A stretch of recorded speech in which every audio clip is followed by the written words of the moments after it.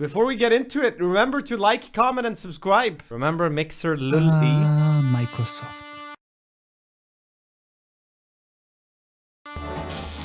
The company responsible for 99% of the healing-related images since the early 2000s, and the company that bought us masterpieces like Windows XP and Windows 7, and then ruined it all with the release of Windows 8. But you still used it because you got baited with a free upgrade. It's no secret that Microsoft has a lot of V-Bucks to throw away. So naturally, Microsoft tried to put the eggs in all kinds of baskets. They tried their luck with fitness bands, it didn't work out. They tried to cuck Alexa with Cortana, it didn't work out. They tried to compete with Spotify, it didn't work out. Windows Phones, congratulations to the 5 people who bought it. Zune? What the hell is a Zune? Exactly. I heard that the Zunes were actually quite good. They were quite well made. It was just no more room on the market. Everyone was just using iPods. The hell is a Zune? Exactly. Microsoft wasn't doing too well outside of Windows. Maybe you can include Xbox, but let's be real, the only reason why Xbox is still relevant was because of Halo. So, if you didn't know, every year there's a secret billionaires meeting in Sun Valley in Idaho. For what purpose, you ask? Obviously for the annual Halo tournament, you silly. This time, the stakes are really high. Everyone except the winner has to actually pay taxes this year, so losing was not an option. Now, I don't want you to bore with all the details, so I'm just gonna skip to the finals. It's a 1v1 match between Jeff Bezos and Bill Gates. Bill was leading with 2 kills, and it looked like the outcome was already clear, but Bezos knew this would happen. That's why, before the game even started, he asked Elon Musk to tweet something at Bill, in the moment to distract him. Imagine being a billionaire and only having one successful product. I'm looking at you, Bill. Eyes emojis. Just like expected, Bill got distracted and Bezos secured the win. Victory! Bill couldn't keep his cool, so he hit Bezos with the "No matter how much money I'm gonna lose because of this, it's not gonna be as much as your ex-wife took from you when she left you." Bezos just laughed in response, because he knew that Bill was just salty that he only had one successful product. Unlike him, who additionally to Amazon also owns the most successful live streaming platform in the world, Twitch.tv. So on that day, Bill uttered the following to Bezos. "I'm going to make my own live streaming service, and this one is going to put yours out of business." And so he did. On January 5th, 2016, Microsoft released their own live streaming platform with the name Beam, which they later rebranded to Mixer because of some legal reasons. Mixer was on the release date already more advanced than Twitch. It was more user-friendly, it was more customizable, the discoverability for new content. Do you guys ever watch streams on Mixer? The quality was sick. Like this feed was really nice. This was better. NF47 11 months Prime, welcome back. But that's often common for like smaller live streaming sites because scalability becomes an issue later. They managed to provide streams with less than a second delay. They had essential features like chat. Yeah, way higher bitrate. Already integrated, and on top of that, it was developer friendly, which means it was way easier to integrate live streaming features in various games. So the future for Mixer was looking really promising. But there was one really small problem. Not really important, but I'm gonna mention it anyway. McConnell's opinion.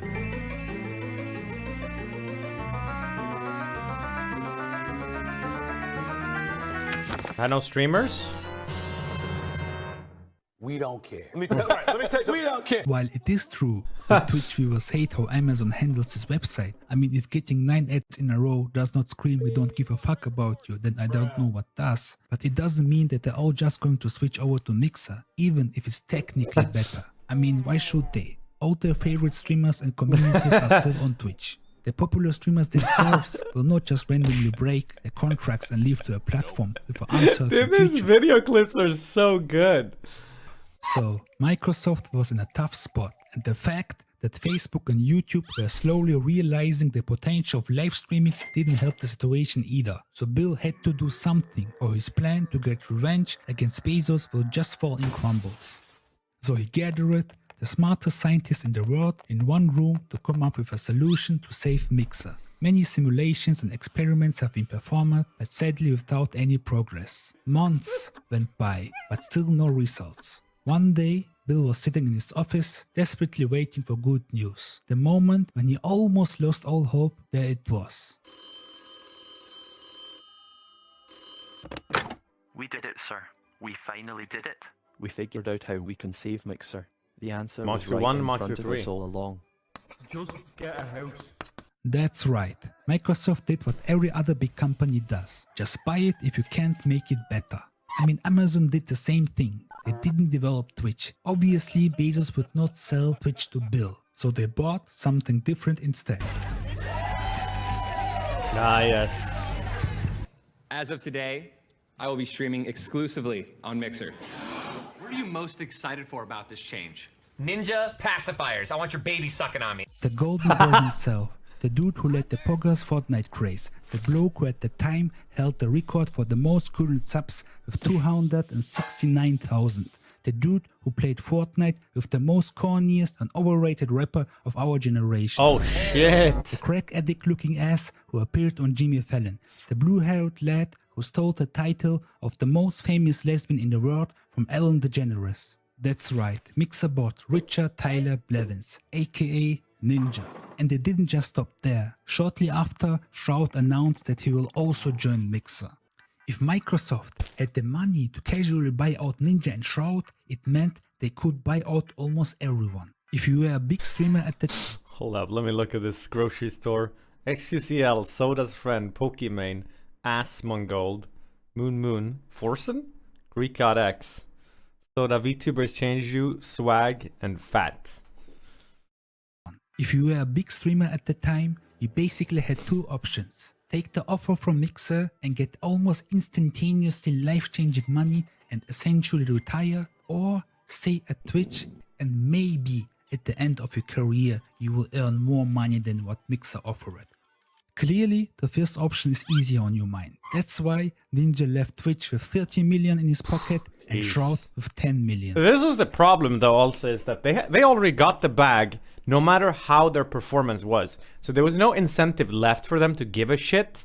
And since they knew that they were gonna get less streamer viewers anyway, they really didn't give a shit, right? This is almost always the problem whenever a different platform buys someone, is that whoever gets bought doesn't give a shit really about putting in any effort. They just take their money and when those two giants left, if they should set up like some crazy incentive program instead, like if you get this many more viewers you get this much, and if you get this many more, but then no one wants to take it because people don't want to take that risk.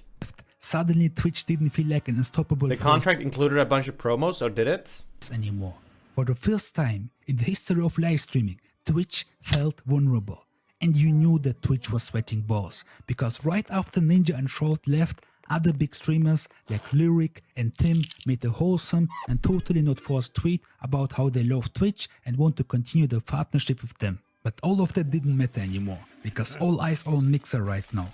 Mixer kept improving their website. They kept buying off more streamers. They kept listening to the criticism of the users. They kept adding new and cool features.